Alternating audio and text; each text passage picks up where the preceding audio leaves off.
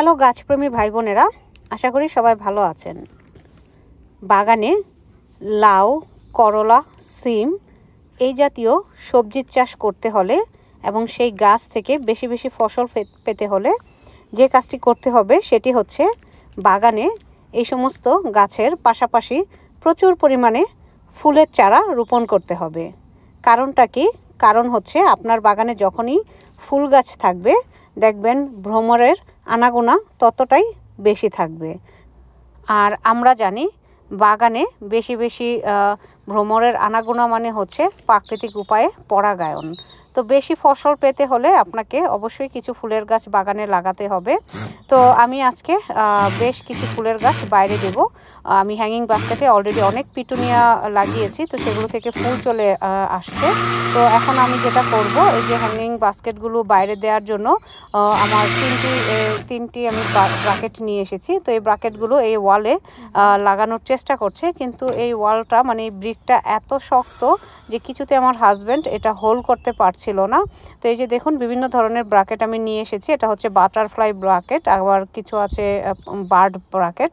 তো খুব সুন্দর লাগছিল দেখতে, কিন্তু সমস্যা হচ্ছিল এগুলোকে লাগানোই মুশকিল হয়ে গিয়েছিল, কারণ এই ওয়াল বাবা কিছুতেই হোল হতে চাচ্ছিল না। তো যাই হোক, দীর্ঘ 2 ঘন্টার সময় আমার হাজব্যান্ড নষ্ট করেছে এই ব্রাকেট 3টা লাগাতে। নষ্ট বলবো না, মানে অনেক কষ্ট করেছে এই ব্রাকেটগুলো লাগাতে।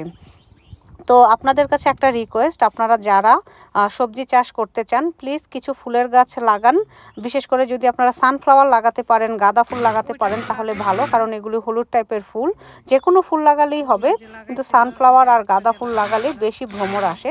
তা আমি আমার বাগানে সব ধরনের ফুলের গাছই লাগাচ্ছি, কারণ ফুলের গাছ আমার মনকে অনেক ভালো করে দেয়। আশা করি সবাই আপনারা পছন্দ করেন ফুলের গাছ, তো সবাই ফুলের গাছ লাগাবেন।